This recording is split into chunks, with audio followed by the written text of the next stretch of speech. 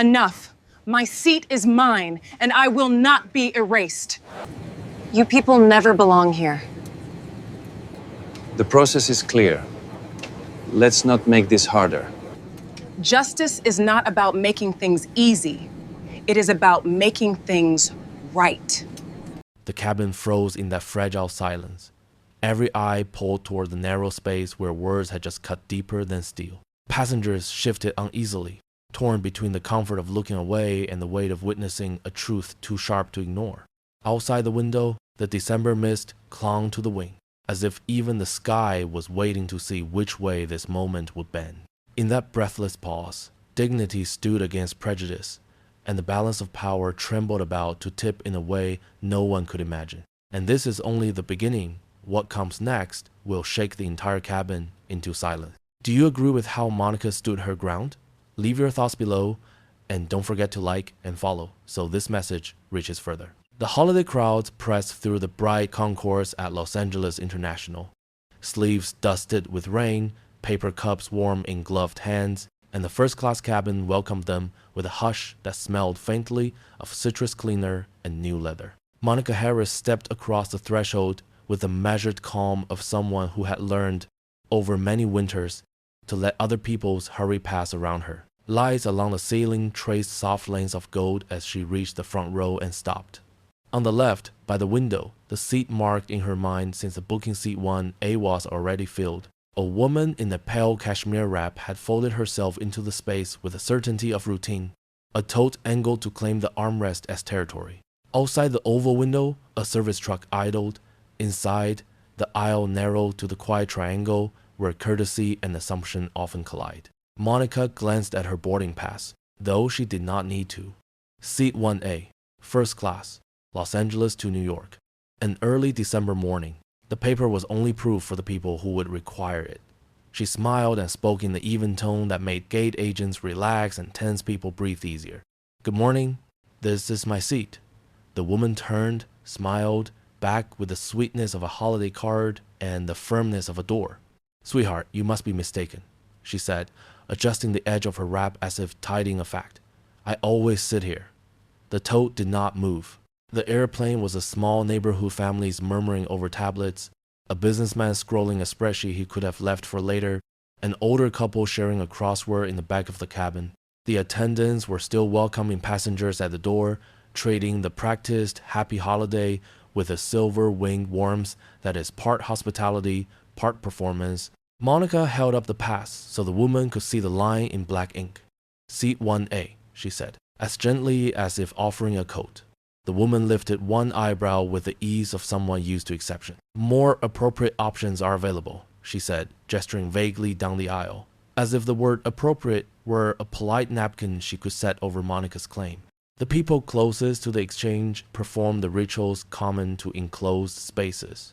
A cough tucked behind a knuckle, a neat adjustment of a scarf, the studied not looking that is its own kind of attention. Monica's mind, which had learned to take a breath before answering, did the small inventory it always did. Tone, temperature, stakes. She thought of how December light falls differently on the Pacific than it does on the Atlantic. She thought of long years filled with the tiny derangements that alter the day misnamed in a meeting, waved past by a valet who assumes, paused at a door where no pause belongs. She did not move. Good morning, folks, an attendant said behind them, and the aisle reshaped itself. A family came through, two parents coaching two children about seatbelts and earbuds, and the brief bustle allowed a pivot. The woman in cashmere, Catherine Miller, as the monogram on the tote would later reveal, gave a private look to the man across the aisle, the look of people who prefer a world with few surprises. I've had this seat for 10 years, she said, soft enough for civility, loud enough for witnesses. There must be a mix-up. Monica could see, with the practiced perception of a person often asked to wait, that the cabin wished the moment to be easy. A holiday red cup at row 2 had lipstick on the lid.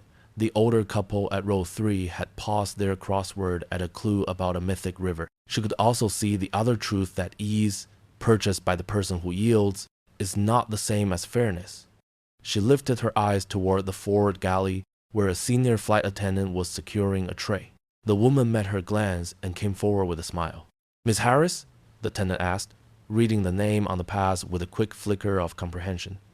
We do have a very nice seat in 3C. It is roomy and very comfortable. If you would be willing, the soft percussion of the pitch, designed to save time and soothe tempers, came wrapped in gold ribbon. Monica answered without sharpness. So the passenger with the valid assignment relinquishes her place, she said. So the one who does not moves very little at all. The words rested where she left them. A man in business casual at row 2 shifted and pretended to read.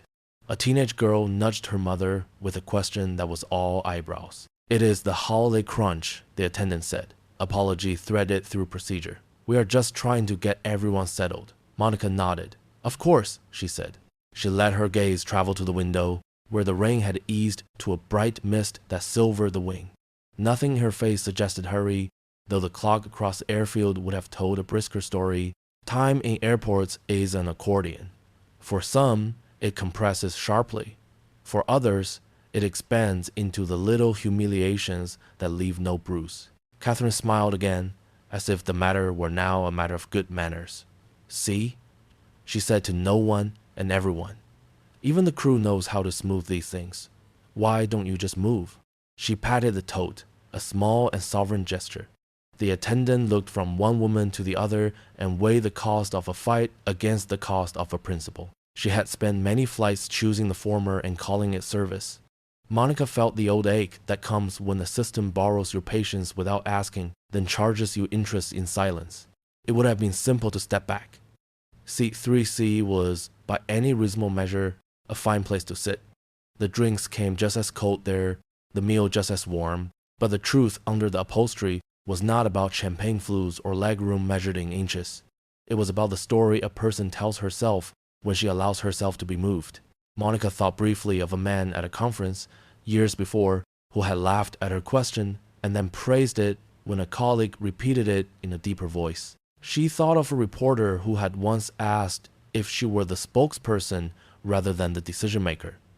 Her breathing slowed and steadied. A child in row 3 swung her feet and watched, open-eyed. The holiday playlist threaded a soft carol through the cabin, the kind written to make strangers feel briefly like neighbors. The aircraft door closed with a quiet seal, and the lights along the aisle blinked in the familiar tempo of departure. The moment asked for conclusion. The cabin wanted the story to move along. The senior attendant, whose name tag read Linda, tried again. Miss Harris, we truly appreciate your flexibility. Monica met her eyes, and the kindness in her look was not permission. I appreciate fairness, she said. That is what keeps journeys honest. Someone at the back whispered, is it really her seat? And someone else answered, look at the pass. The business casual man pulled his jacket straight, as if the fabric itself could smooth the complication. The clouds outside were the color of pewter. The runway lights dotted the distance like a calm insistence. The captain's voice had not yet come over the speaker, the weather report not yet offered in the rounded syllables that make turbulence sound like a suggestion. For a breath, the cabin held, still as a held note. Catherine shifted, and in the small friction of wool on leather lay a world. There is no need to embarrass yourself, she said, with the sweetness of someone who arranges flowers and facts in neat vases. The airline will find you something suitable. The word suitable, like the earlier word appropriate, arrived dressed as help and working as dismissal. Linda's hands folded at her waist. She was thinking of on-time departure metrics, of the emails that bloom when flights miss their slots, of a dozen rideshare drivers circling arrivals who do not know why they are waiting longer. She was also thinking of fairness, a concept not listed on any operations checklist, and yet present in every decision like gravity. Monica's phone rested in her palm, dark and still. She did not glance at it. She could feel the cabin's patience thinning, which is to say, she could feel the oldest shadow of all. The fear in people that another person's insistence on dignity will cost them minutes they had planned to spend otherwise. The older couple at row 3 looked at each other with a tenderness that made the air softer. The woman touched her husband's wrist and tilted her head slightly toward Monica, as if to say, let her stay where she is rightful. The boarding door thumped once more as a late traveler entered, cheeks flushed, holiday scarf damp at the ends. The crew tucked the last bags into overhead bins and the scent of coffee lifted from the galley like something reassuring. Linda took a breath and nodded, as if to signal that the next thing would be the final thing. Monica's voice, when it came, was low enough to be kind and clear enough to be heard by everyone who wished not to hear. "Good morning," she said to Catherine. And the greeting was not a preface to surrender. The pass says, "Seat 1A. I will take the seat assigned to me." A pocket of silence opened, deep and tidy. The teenage girl at row 2 raised her phone a few inches, then lowered it again, unsure whether witnessing makes a person complicit or brave. A man who had not looked up from his spreadsheet finally did, and the numbers their budget carved into quarters, and A's fell briefly out of order. Linda hesitated, and in her pause lived the old habit of asking the more reasonable person to bend, the person whose calm can be taxed because it is dependable. Monica did not flinch. Outside, a tug eased the luggage cart past, its beeping a small metronome. Inside, a decision balanced delicately on the fingertips of 3 people, and the attention of 30 more.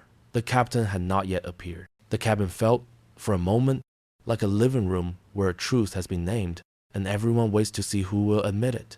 Catherine's smile thinned to a line, the color high in her cheeks. Her hand hovered over the tote as if proximity could make a claim legitimate. Monica's shoulders settled by a fraction, the kind of settling that happens when a person chooses the weight she will carry instead of accepting the weight imposed.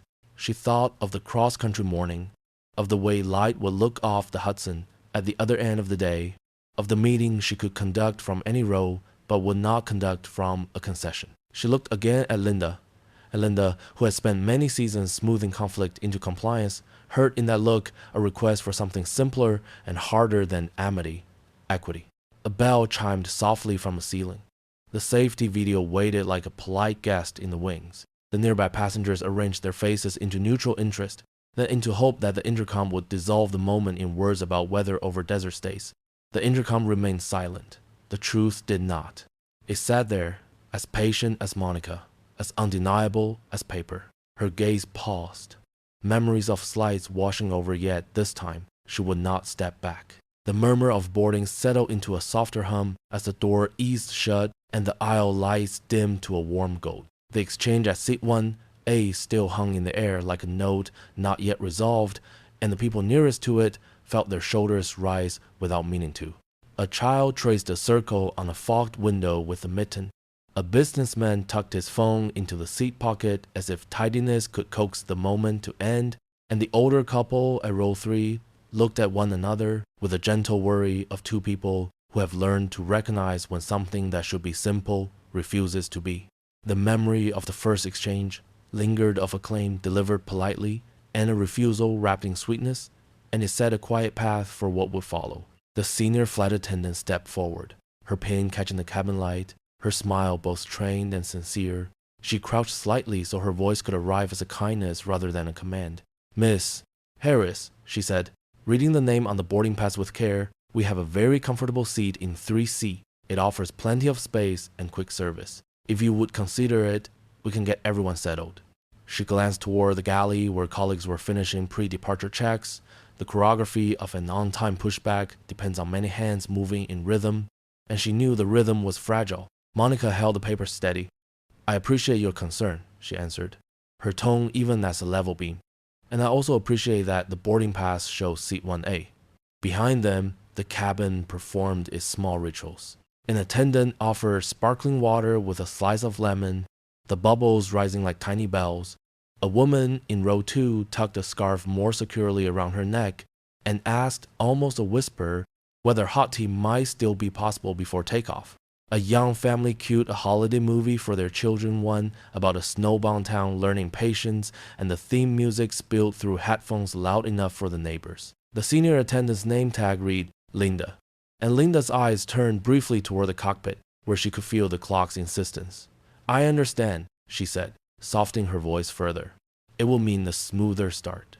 Catherine shifted in the first row, the pale cashmere catching at the shoulder. "See," she said, half to Linda and half to the small audience that civility invites. "Even the crew is trying to make this easy. When you fly as often as I do, you learn to be flexible." She set a manicured hand on the tote perched at the armrest, as though touching it confirmed the rightness of its position. Her smile tried to place the entire matter on the familiar shelf labeled Holiday Stress. Monica did not answer immediately. She watched the reflection of the overhead lights slide across the oval of the window and considered how often the word flexible arrives to one person as a request and to another as a requirement. The difference, she knew, can shape not only an hour but a life. Linda filled the pause the way people in customer service are trained to do, with a small offering. 3C is lovely, she said. The legroom is generous and service is attentive on that side. I will personally bring your drink and check on you. We want you to be comfortable. She meant every word, and at the same time, she was trying to move the line of dominoes away from a fall. Monica nodded to acknowledge the care that lives inside imperfect systems. Comfort matters, she said gently, but fairness matters more.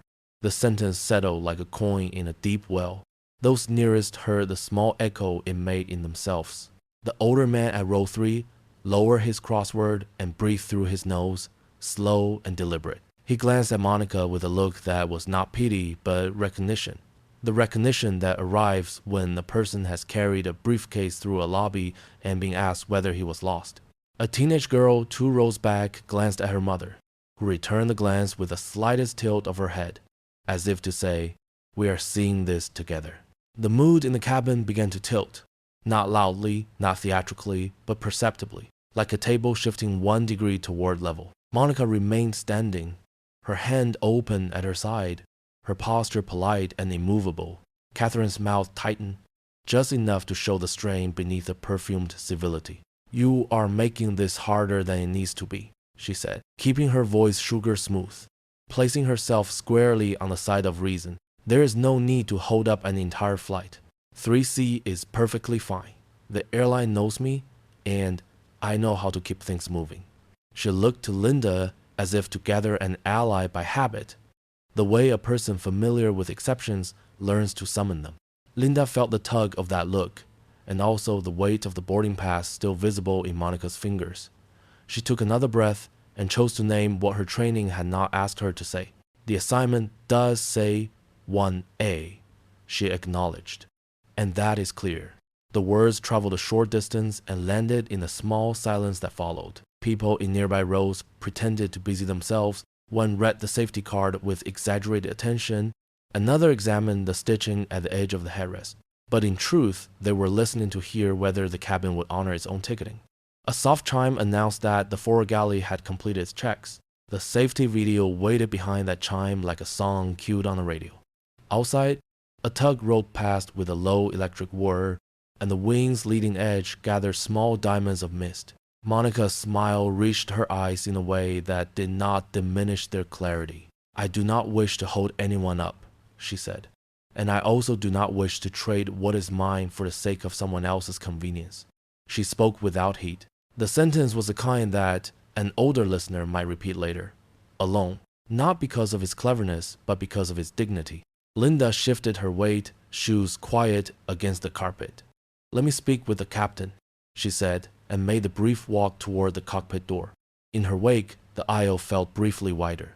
As Linda disappeared, a different attendant paused with the drink tray, the glasses clinking softly. "Would anyone care for water or juice?" he asked, and the simple offer felt like a reminder that ordinary courtesies still lived here. A woman in row 2 asked for hot tea with lemon and, when it arrived, slipped a small bill into the attendant's hand with a murmured thanks. The gesture was almost invisible. The classic American tip, shorthand for appreciation and a wish for steadiness. The tea steam drew a thin ribbon into the light. Catherine leaned back and addressed Monica without turning her head fully, the way people speak when they believe the conversation should have gone another way already.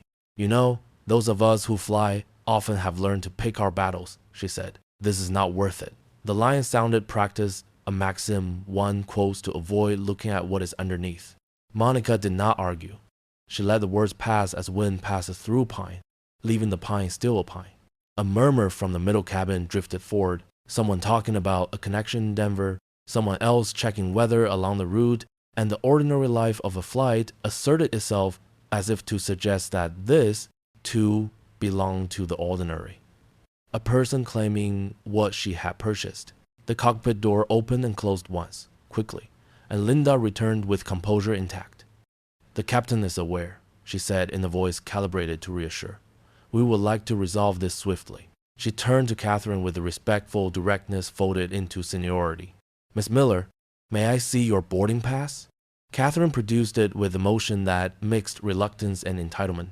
Linda read the seat assignment and nodded once.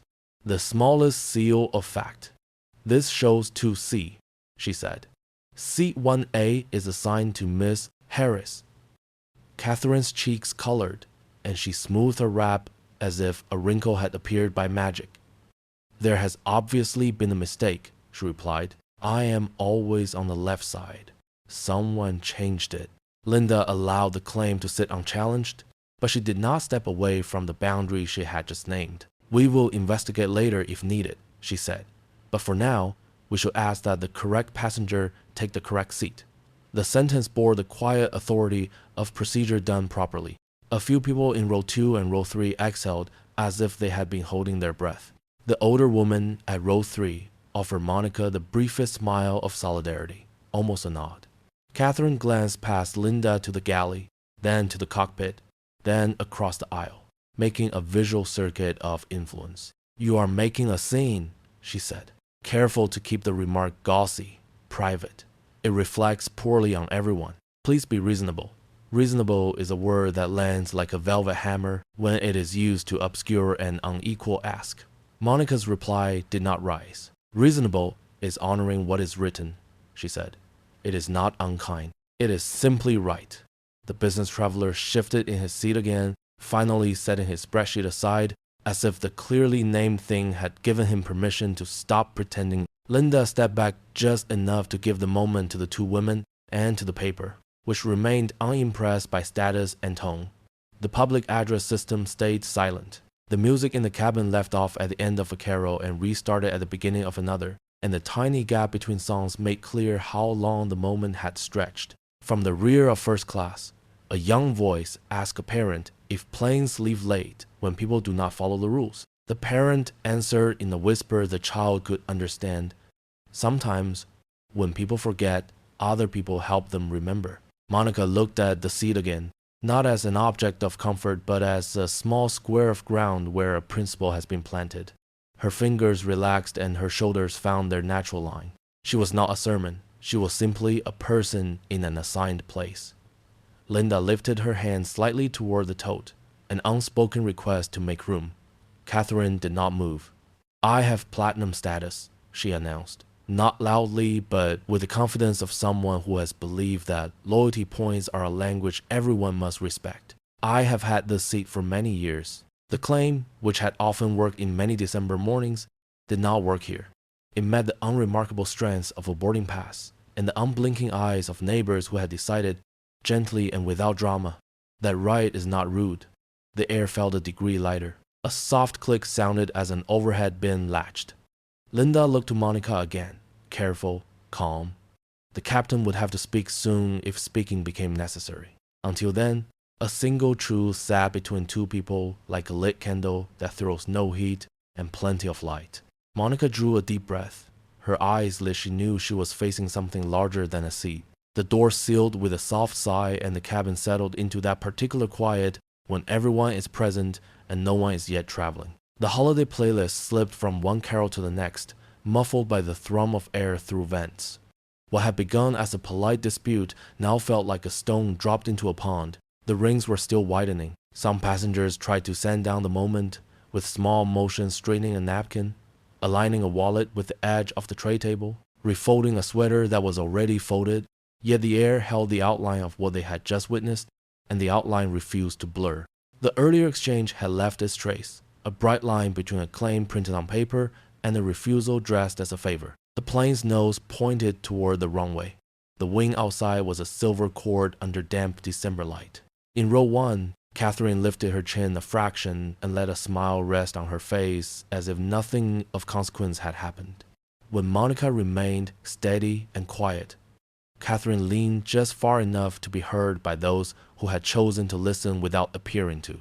"People like you don't usually sit here," she said, the words laced with the kind of softness that is meant to make insults sound like etiquette.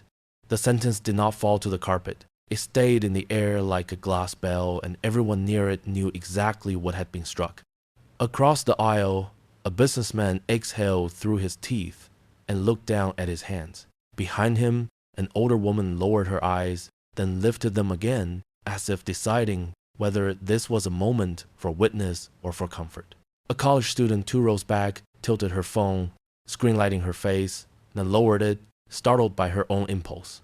The child near the window stopped tracing shapes on the cold oval and turned to her mother with a question in her eyebrows.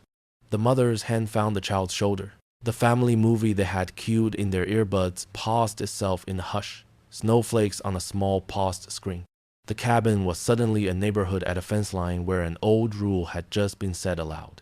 Monica did not lift her voice. She did not need to. She stood with the relaxed balance of someone who has learned to carry her own weight without apology, and looked at Catherine in a way that neither accused nor excused.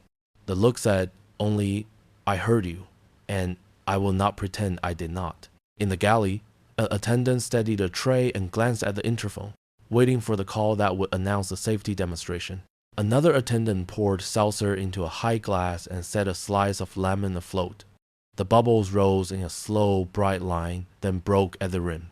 The ordinary choreography went on, as it does, trying to be the floor under a moment that has no mind to dance. A young woman in the middle of the cabin, Emily Johnson, backpack under the seat, hoodie pushed to her elbows, felt her heartbeat quicken. She had told herself she would not record strangers. She had told herself that privacy can be a kindness. But the sentence she had just heard was not private. It was a public thing dressed as a private one. She lifted her phone again, slid her thumb to open the camera, and a little red circle appeared. "This is Emily," she whispered into her mic. "Not for drama, but for record. We are on a flight in Los Angeles. This is not about a seat. This is about what a seat means."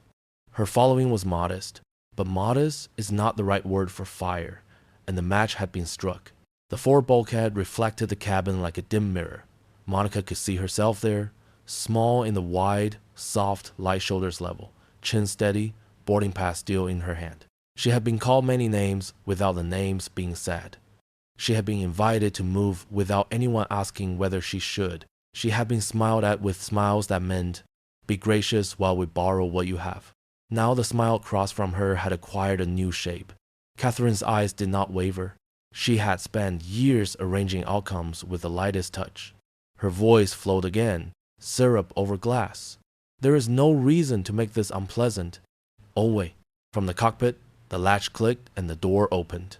Captain Robert Mitchell stepped into the forward space, the brim of his cap tidy, his posture making the shape of command. He did not frown. He did not grin. He wore the calm that 100 winter mornings have taught. "Good morning," he said to the small group at the front. The 2 women, the attendant, the few rows of witnesses who had decided they were witnesses. "I understand we have a seating question." He looked to Linda Tran, who had briefed him moments before, then to Monica, then to Catherine, a measured triangle. "It is more than a question," Catherine said, with a quiet confidence that assumed cooperation. "We are delaying an entire cabin. There is a very good seat in 3C. She let the words sit as if they were reasonable furniture, the kind people nod at on their way to the kitchen. Captain Mitchell took in the details: 2 boarding passes, one tilt angle like a guardrail, the particular stillness that sometimes comes when people are tired of being moved. His job, as he carried it, was to keep a flight safe and timely and unremarkable. He had become very good at unremarkable. "Miss Harris," he said, voice gentle enough to be heard as help, "I am asking if you would consider taking 3C so we can get underway. We want to take care of everyone." The line was classic and honest. It is not a lie to say that everyone counts. It is only incomplete when everyone is not asked for the same thing. The sentence landed on the carpet between them and looked up. People have put such sentences to work for years and called it diplomacy. Emily's live stream gathered comments like, "Snow gathers on a stoop." Someone typed that they had seen a version of this in a hotel lobby in Chicago. Someone else wrote that their grandmother would have said, "Hold your spot, honey." Another cautioned not to jump to conclusions. And then the speech bubble that had made that offer was answered by 3 more that said, "The conclusion jumped first." The red circle counted time. The number in the corner multiplied itself, slow at first, then less slow. She whispered the flight number and the airport again, and held her breath, which is to say, she let the moment have her attention. The older couple in row 3 had grown old together in part by telling the truth softly. The man reached into the seat pocket and took out the safety card and then put it back, as if to occupy his hands while his heart arranged its words. He had learned, over many years, that being quiet can be a kindness and also a way to excuse himself from doing anything at all. He glanced at his wife, who met his look with the grave friendliness that marriage makes. Her mouth moved without sound. "We see her." The captain shifted his weight, an inch of gravity left, and then back to center. "We want this to be a good experience for all our customers," he said, and the word customers tried to turn the people in front of him into a single category he could manage. Monica's face stayed open, as if she were still willing to be persuaded by an argument that was not an argument at all. "I hear you," she said. "I hear the wish for harmony." She did not step back. Her hand did not move toward 3C. Catherine's jaw tightened and relaxed. Her voice lowered, took on a private tone meant for public effect. "You are making a scene," she murmured. And then, with that same careful softness that carries a knife without showing the blade, she let the earlier line bloom in full, as if it were fact rather than position. "People like you don't usually sit here." The words reached farther this time. They reached over the drink cart and past the bulkhead and into the part of the cabin where a person decides whether she is a neighbor today or only a passenger. No one cheered. No one gasped. The reaction was smaller and more serious than that. A handful of people changed the shape of their breathing. A man at row 2 straightened his back and then did not slouch again. The mother with the child kept her hand where it was and set her jaw. Linda felt heat rise to her face, not from embarrassment alone, but from the friction of training against conscience. She had been taught to de-escalate. She had not been taught that sometimes de-escalation is a way of polishing a stone that has already been thrown. Captain Mitchell recognized the word always. He had heard it in 100 disputes that had nothing to do with justice and everything to do with habit. He also recognized the phrase, "people like you." It made something in him flinch, a small inner recoil that did not yet reach his posture. "Let us keep our voices down," he said, "because that is what people say when they hope volume is the problem." He took a breath meant to settle the air. "Miss Harris, this is a request for cooperation." In the middle seats, Emily lifted her phone angle a degree and, without saying a name, repeated the sentence that had just been spoken so future ears would not have to guess. She said, "People like you," Emily breathed. "This is on a first-class row. The person with the correct seat assignment is being asked to move." The comments came faster now. Dots of text arriving in a running river. Someone asked where the airline was. Someone said they were calling a newsroom. Someone else wrote that dignity is not negotiable. Monica felt the familiar attempt to fold her into the cushion of peacekeeping. It had a texture she knew too well. She had been asked to be the adult in rooms where she was the only one treated as a child. She had been asked to be the grace that smoothed another person's misstep so the gathering could feel good about itself. She had agreed, over years, to carry this weight in 1,000 small ways. She could agree no more today than the boarding pass could agree that ink does not mean what it says. She kept her voice level. She addressed the captain as one professional addresses another. "I understand your goal," she said. "I respect your role." Outside the window, a crewman in a reflective vest guided a tug with 2 fingers, a gesture precise as prayer. The mist that had held to the metal edge began to lift in delicate filaments. Somewhere aft, the safety video started, then paused, then started again, as if even the recorded calm needed a second try. The tray in the galley clinked, and the lemon slice turned in a small sunlit circle. The world held its shape. The cabin waited to see whether the shape would include what was right.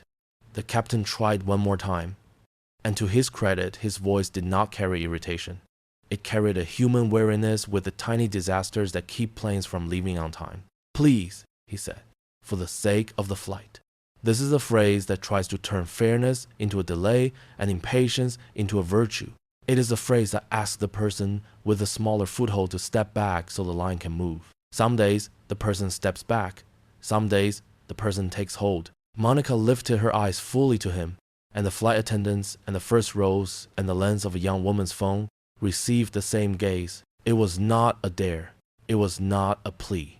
It was a question that had lived unasked in airports and boardrooms and counters and classrooms.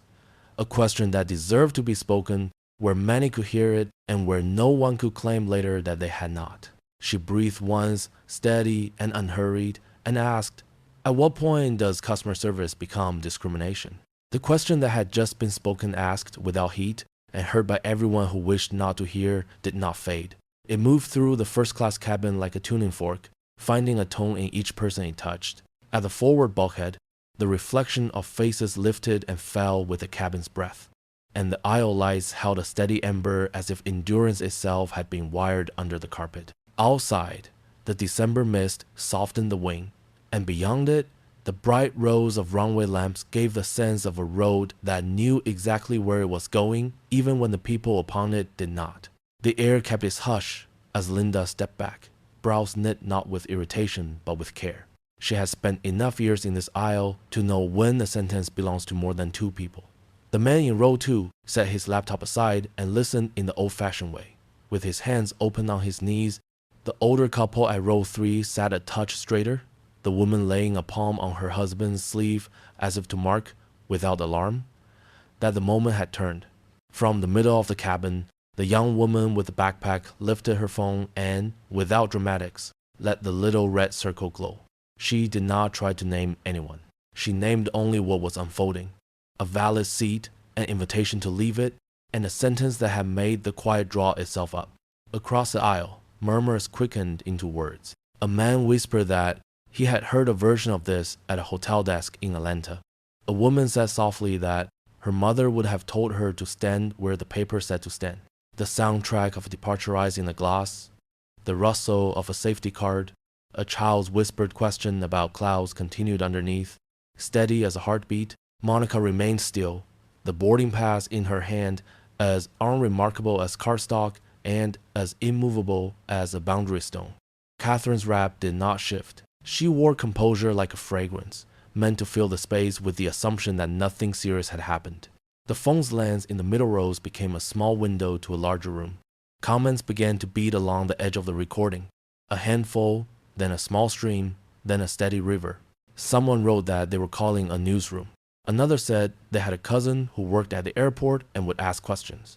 A third simply typed, "Hold the place you paid for." The camera did not shake. The young woman's voice kept to a low register, adding only the facts that a future listener would need. Los Angeles, a first-class row, a boarding pass for 1A. A third of the way back, a journalist named Maria Gonzalez slid her notebook from her bag. She did not lift her phone, she lifted her pen. Years of city meetings and courthouse steps had taught her the weight of words spoken in rooms where some people would rather they pass unrecorded. She watched the captain's shoulders, the set of the attendant's jaw, the way the passengers leaned toward or away from engagement. She watched Monica's face most of all, because faces can tell you whether a person who is being asked to yield is tired of being the person who yields. When Maria stood, she was not loud. She placed herself in the aisle as if it were a simple place to be, and she spoke in a voice designed to fit the space without crowding it. She said that what had been said a moment ago, the sentence that sorted people by the shape of their faces and the shade of their skin, was not decorum but discrimination. She said that asking the person with the correct assignment to move for the person without it was not a misunderstanding of logistics, but a misunderstanding of fairness. She used the phrase civil rights because the phrase belongs to more than marches and speeches. It belongs to every small square of carpet where policy becomes practice. The words traveled quietly and arrived everywhere at once. Linda felt a small relief at the clarity. There's a particular fatigue in trying to smooth the same corner until the cloth thins. The captain felt a different pull, the one between timeliness and truth, familiar as muscle memory to people who keep schedules for a living. He had learned, over many years, that a calm voice can extinguish a flare, and also that some flares mark gas leaks you do not want to cover with a bucket. He nodded to Maria in acknowledgement that the room had widened beyond the seating chart. In the middle row, the common river thickened. A station in Phoenix asked for permission to use the video. A community group in Oakland posted a phone number for anyone on the flight who wished to report what they had heard. A retired teacher typed a sentence that read like a blessing and like a boundary. Dignity is not a delay. The number in the corner of the screen, an integer turned into audience, climbed from a handful to dozens to hundreds in less time than it takes to buckle a belt. The captain tried the tools he trusted. He put courtesy first, addressed both women by name, and framed the matter as an inconvenience on the way to a shared good. He spoke of the runway slot and of the desire to make a good experience for all customers. He allowed those words a long breath to settle. They did not. The cabin had heard the other sentence, and the other sentence refused to be tucked underneath efficiency.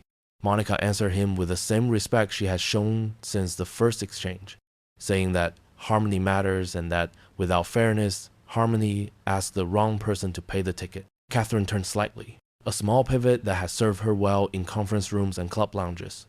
She spoke again of status, of years spent at this row and this side, of loyalty points as proof of belonging. The tone was honeyed and instructional, the way a person speaks when she believes she is modeling reason. Behind her, a child asked quietly if the plane would miss the time it was supposed to leave, and a parent answered in a voice made for reassurance that sometimes being on time is not the most important thing. Maria, still in the aisle, gave the captain a short report the way reporters do. What had been said, by whom, in what tone, witnessed by how many. She did not add adjectives. She did not need to. He listened with the care of someone placing a heavy object on a high shelf. He did not say that he understood entirely. He said that he heard her. He said they would move toward a resolution that reflected the facts. He looked to Linda. Linda looked to the paper in Monica's hand, and then, with professional restraint, to Catherine's. At the forward galley, an attendant lifted the phone from its cradle, glanced at the number of missed calls from the gate, and pressed the button that would connect him to the operations desk.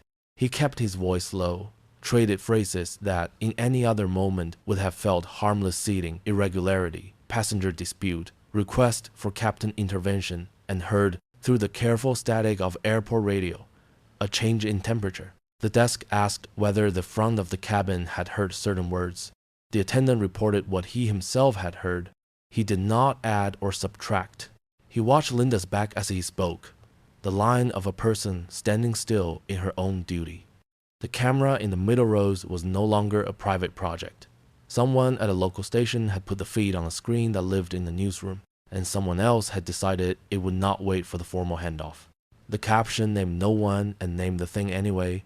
First class dispute, boarding pass challenged, remark about who usually sits here.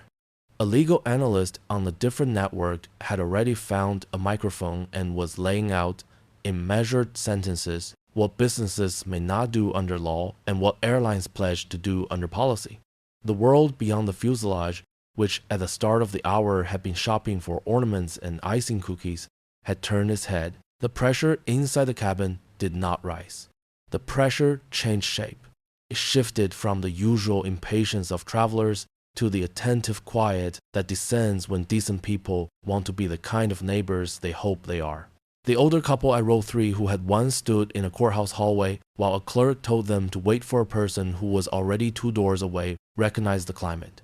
They measured their breaths and stayed present. The businessman at row 2, who had arrived at the airport early to avoid exactly this kind of tension, found that leaving his laptop closed made him feel more useful than opening it.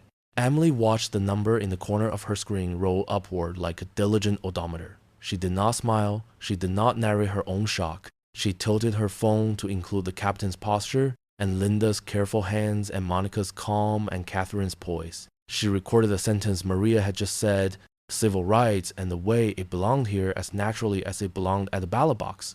She thought, briefly, of her grandparents, and of the times they had said that progress is 2 steps forward and 1 step back, and still forward. Catherine moved toward exasperation, an emotion that can look like righteousness when viewed through the thin glass of familiarity. She said to the captain that this fuss was not necessary, that this was not about anything so grand as law. She said that this was about keeping a schedule. She looked toward the cockpit door as if it were a sympathetic friend. She did not look at Monica. Monica did not attempt to persuade her. There are doors you do not knock on when you have heard them locked from the inside. The captain spoke into the interphone, requested that ground operations hold the push for a moment, and stood squarely in the small space where authority becomes visible. He said that the person assigned to seat 1A would take seat 1A and that the other passenger would move to the seat printed on her boarding document. He did not raise his voice. He did not offer apology for the clarity. He waited one breath for the shape of the room to change. It did not change all at once. At the threshold of the cockpit, a ground agent in a reflective vest appeared, a bright stripe of airport color against the cabin's winter palette. He leaned in close to the captain so the words would land only where they were intended. He had a phone held screen out, the way people hold proof they would rather not have. You need to see the news right now. It's already on CNN. No, our founder. The aisle held its breath, and the runway lamps beyond the window traced patient dotted lines into the mist, as if the world were reminding everyone that motion was possible once the truth was honored. The air around the first row kept the shape of the question that had been asked, and yet another shape now began to form, the one that appears when a person decides that the answer will not be bargained into something smaller. Monica turned her boarding pass face down in her palm, not to hide it but to release it from the burden of convincing anyone who had already seen. Those nearest could feel the change without knowing the name of it, the way people feel thunder before they hear it. The holiday carol on the speaker, cheerful and forgettable, slid into silence between tracks, and that small quiet gave her the room she needed.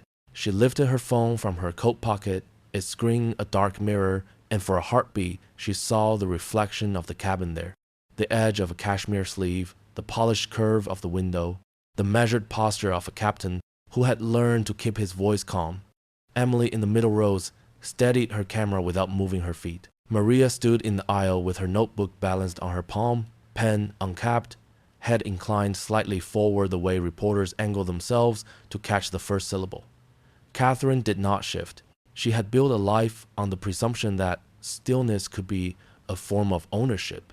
Monica pressed her thumb and the phone woke. It was an ordinary gesture made notable by where it happened and by who had tried to prevent it from mattering. Icons came alive with familiar light. She opened a secure application that did not live on ordinary home screens and did not require explanation to anyone who did not already know it existed. The app asked for a second key. Her eyes did not leave the ground in front of her, but the phone recognized the motion of her hand and the pattern of her voice, and the screen admitted her. The captain took half a step closer, enough to be respectful and to be present. Linda watched with the focus of someone who has spent years reading the difference between a complaint and a turning point. Catherine smiled down the bridge of her nose, the way people smile when they believe a performance is beginning that they will not have to applaud. The business traveler in row 2 resumed not working and paid attention in the old human way, with both eyes and both ears. The first instruction Monica entered was not a flourish. It was a request as literal as gravity. Hold. The aircraft systems did not weigh intentions. They weighed commands against credentials. The phone pulsed once, unobtrusively. A small light at the edge of the forward galley blinked a different pattern. The tug driver outside lifted his head as his radio chirped and murmured a change that would reposition the plane. Monica did not raise her voice. She did not announce that a gear had engaged. She entered the second instruction, and the second instruction was not a plea to anyone in the cabin. It was a directive to the network that managed their motion. The phone asked her to confirm with the kind of prompt that concedes nothing to accident. She confirmed. The cabin felt the subtlest shift as the brake systems adjusted and the long pause acquired a different meaning. Maria's pen did not move across the paper. Not yet. Maria knew that words rounded by surprise often miss what they need to hit. Emily's lens took in the captain, then Monica's hand, then the window where the wing met weather, as if to keep an honest record of context, agency, and consequence. The comments on Emily's feed ticked upward in a rapid climb that looked almost like panic, but was actually attention. Someone typed that corporate has a manual override, and someone else said that the world would not be the same after seeing a quiet person decide that quiet was a tool and not a condition. The captain inclined his chin. Ma'am, he said. His voice, the tone one uses when asking another professional whether they are going to continue of their own accord or prefer a coordinated hand. Monica raised her eyes to him and answered without ornament, "We will return to the gate." He heard the plural and the certainty in it. He also heard the authority that does not require a performance to be believed. He touched the interphone, relayed a few syllables to operations, and then listened as operations told him, with careful neutrality, that the decision had already been entered. He did not argue with the truth that appeared in the instruments as if it had always been there waiting for this minute. The aircraft eased its nose a fraction, the way a large animal adjusts before standing. Outside, the tug's lights pivoted. In the cabin, the first shiver of movement passed through the floorboards like a rumor coming true.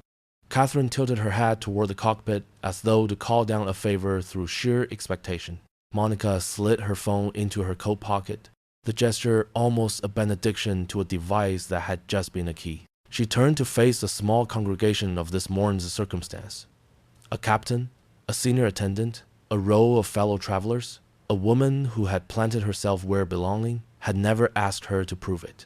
"I am Monica Harris," she said, and she did not continue immediately, allowing the sentence to reach the edges of the space. "I am the Chief Executive Officer and the principal shareholder of SkyWest Atlantic."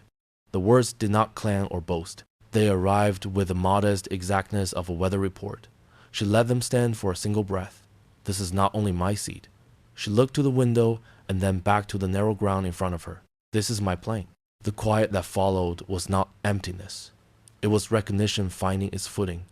A glass in the galley chimed against another and then fell still. The older couple in row 3 both closed their eyes for a heartbeat, the way people do when a sudden clarity rearranges the furniture of a room.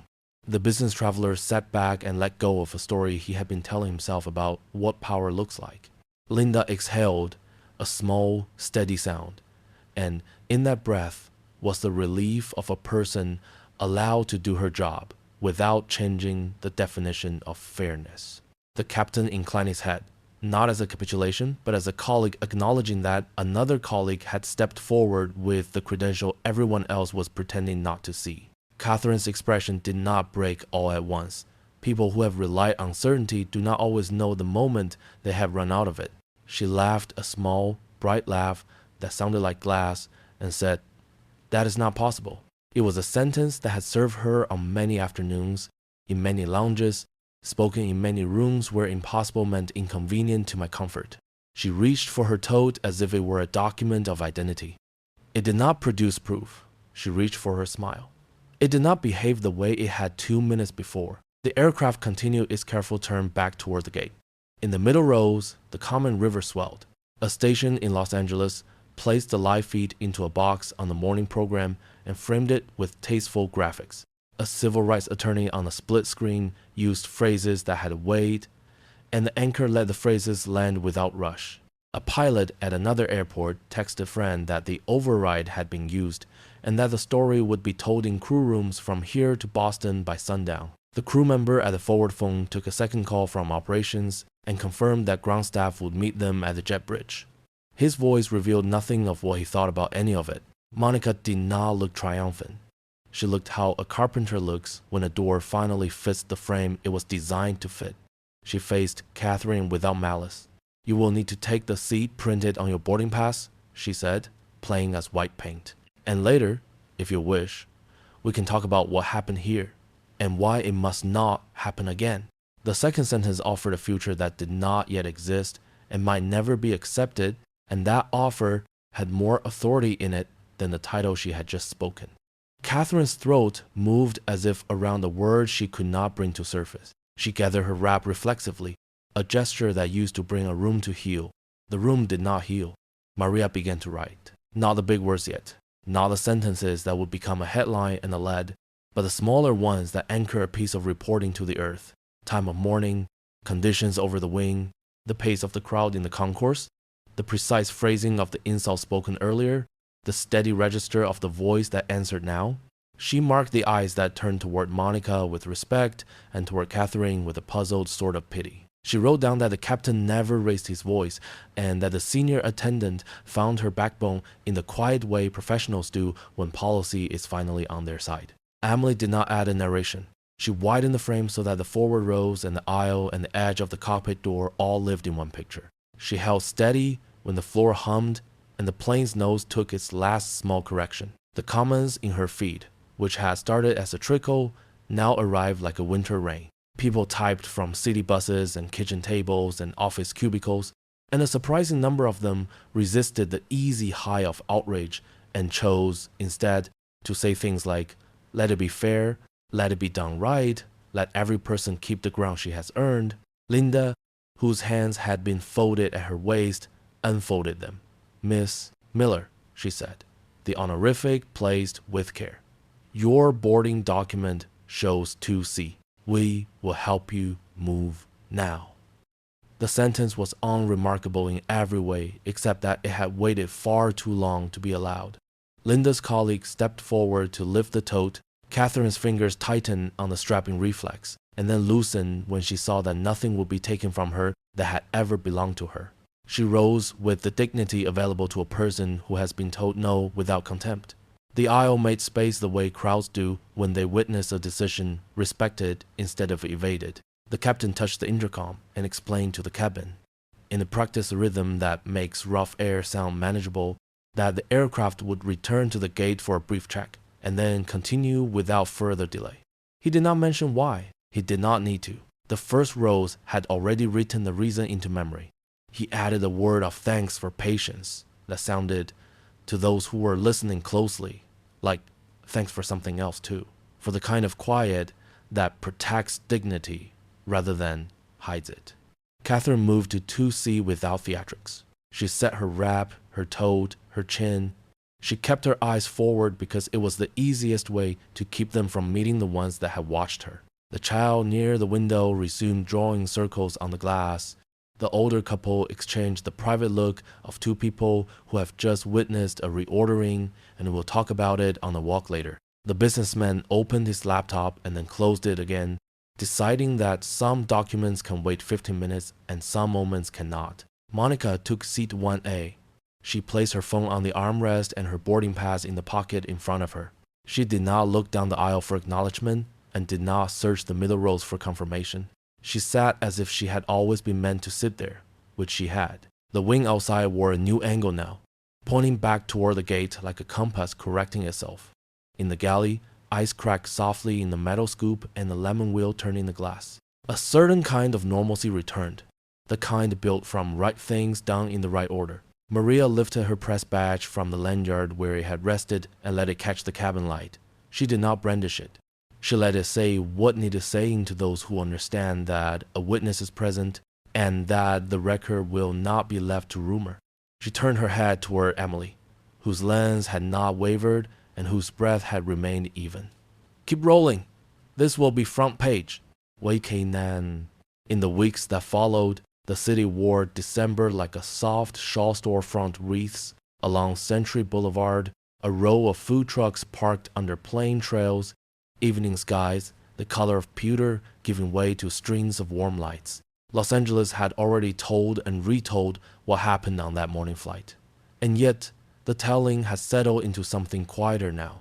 Not outrage, but orientation, as if a compass had been nudged and the needle finally knew where to rest. At the headquarters of SkyWest Atlantic, glass reflected the winter sun while inside. People moved with the attentive calm that comes after a storm. The lobby smelled faintly of pine from a well-watered tree. A receptionist in a navy blazer offered guests hot chocolate or coffee, and a maintenance worker paused to adjust the tiny white bulbs so that the lights would feel even, not bright, not dim just right. Reporters had come and gone during those first days, some to file the breaking details, others to gather the shape of consequence. Maria Gonzalez returned now not with a scrum, but with a notebook and the promise to listen more than speak. She had spent years on courthouse steps and city sidewalks. She knew that institutions were like people. They told you their character, not by what they claimed, but by what they did next. Up on the higher floors, meetings had been held with doors open, and the language of policy, so often a hedge was scrubbed until it read like a simple mirror. Procedures around sitting disputes were revised to name fairness as a first principle, not an afterthought. Training modules asked different questions and refused the easy ones. The internal memo that went to crews and agents did not scold. It invited them to keep faith with what they had always known in their bones. That a boarding pass is not only a piece of paper, it is a small contract about dignity in motion. Catherine Miller moved through a different December. Real estate boards that had once introduced her with fanfare now sent brief emails with clipped courtesy. Committees where she had been a perennial presence offered restructuring as a farewell. In the quiet of her home in Orange County, she sat at a long wooden table that had hosted charity brunches and holiday suppers and tried to find a sentence that would make the morning on the plane feel like a misunderstanding rather than a revelation. The sentences did not come. She watched a vase of winter roses open toward a window and then drop their petals one by one. She replayed words she had learned to trust polish, leverage, tradition, and found them less dear because they made no room for the person she had told to move. Passengers from that flight, an older couple, the business traveler who had closed his laptop, the mother who had set a steady hand on her child's, shoulder appeared in small interviews and long conversations. Their voices carried the same note. They had seen something that named the line and then kept it. No one recounted the morning with relish. They spoke with the sincerity that comes from recognizing a gap between who we say we are and what we sometimes do. The older couple told a local station that they had walked for years in careful manners and quiet harms, and that it felt good to see the careful manners used at last in the service of what is right. The business traveler said he had been grateful for a meeting that did not begin on time if the delay meant that a person took her place without paying a tax for someone else's comfort. The mother said her daughter had asked later that day whether grown-ups ever learn, and the mother had answered yes, sometimes slower than we should, and still yes. On a Friday afternoon, with dusk folding itself neatly into early evening, the lobby at headquarters filled with the kind of gathering that convinces strangers they might be neighbors for a little while. A brass quartet from a public high school warmed up near the tree. Volunteers in sweaters set out trays of cookies and paper cups of cider that sent up a steam of cinnamon. Flight attendants in their day-off clothes mingled with engineers and gate agents. A handful of passengers from the flight had been invited and came, surprised to find themselves welcomed by name. An usher guided Maria to a chair not far from the small podium that had been set on the marble and wrapped at the base with evergreen. A sign on an easel read, in clean type, Harris Fellowship Opening Doors in Aviation. Monica stood in the wings, one hand on the side of the podium, as if steadying furniture in the moving house. She had carried the week with the same quiet she had carried the morning on the plane. She had signed policy changes that had been years in the asking and days in the making. She had listened to people describe where the old procedures had bent and where they had broken. She had received the gratitude of strangers in letters written with real pens on lined paper and in emails that arrived with subject lines like, simply thank you and for my granddaughter. She had also received anger, because anger finds anyone who names the thing that lives under habit. She had not answered the anger with argument. She had answered it by building something. When she stepped to the microphone, the brass quartet completed a gentle chord and stood quiet. Monica did not begin with the morning on the plane. She began with a girl in the public library who had watched jets carve white lines through a blue sky and flip pages until she found a picture of a cockpit. She began with a first job at a counter where patience was taxed and rarely returned with interest. She began with the way dignity is not a display, but a practice you carry into rooms where it has not been set at your place. She acknowledged her colleagues who had moved faster than bureaucracy usually moves, and the crews who had brought their judgment, not just their guidelines, to the work of being fair at speed. She described the fellowship without adornment. Scholarships for students from communities, too often told to wait in line for opportunities that were never being built for them. Paid internships that would teach not only skills but belonging, mentorship that would attach names and kindness to the Gmail addresses of young people who would not be made to prove again and again that they had earned the air they breathed. A slide behind her showed not a logo but a list: aircraft maintenance, avionics, dispatch, customer care, with the simplest caption, "Every job is a doorway." The room breathed with her. From the second row, Maria lifted her pen.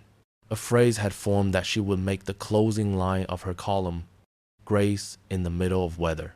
She has seen rage change policy and necessity change law. She has seen neither alter her heart.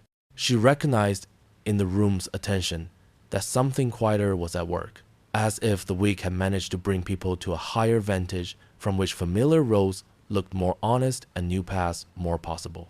Monica paused, let the quiet gather, and then let it hold the climatic truth that had been waiting since the morning when a person in the cashmere wrap had said a sentence that did not die on the carpet. Justice was served. But grace is what will change us. Lou sighed. The words did not perform. They landed like a plain gift on a table set for many. In the back, a mechanic with oil still faintly at the cuticles of his hands nodded into the space in front of him. On the aisle, an engineer looked at the list on the screen and thought of 2 interns who would arrive in the new year and sit at a desk 1 door down and need, at first, nothing more than someone to say their names and ask what they thought. Near the tree, a gate agent wiped at her eyes and did not apologize for it. Linda stood beside a colleague and exhaled the kind of breath that makes room for a future. There were cameras, because there are always cameras now.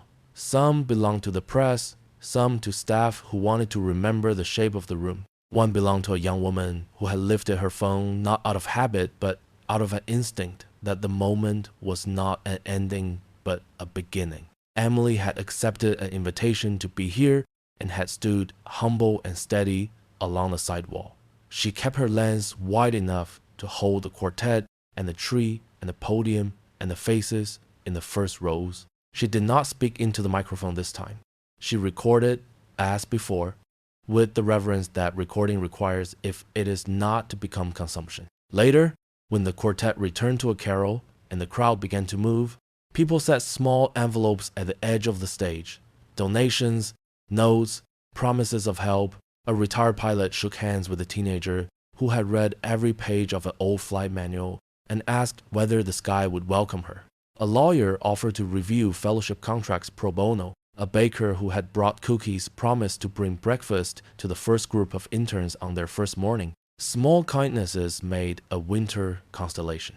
Catherine stood near the back, unannounced, alone. It had taken her days to decide to come, and even then the decision had not felt like a decision so much as a lack of arguments against coming. She kept to the shadow of a column, a posture she did not recognize in herself.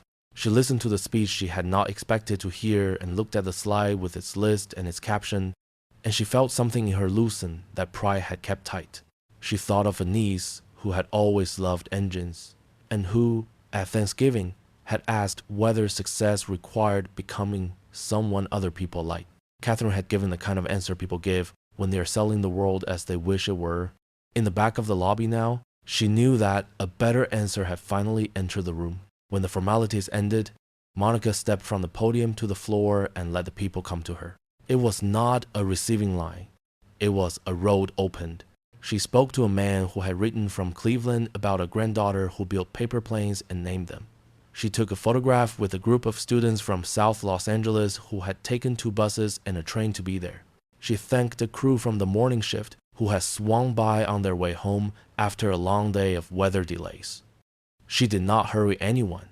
She had learned long ago to let a person finish a sentence. Maria closed her notebook and approached at last, not as a journalist seeking a soundbite, but as a neighbor asking to bless a house.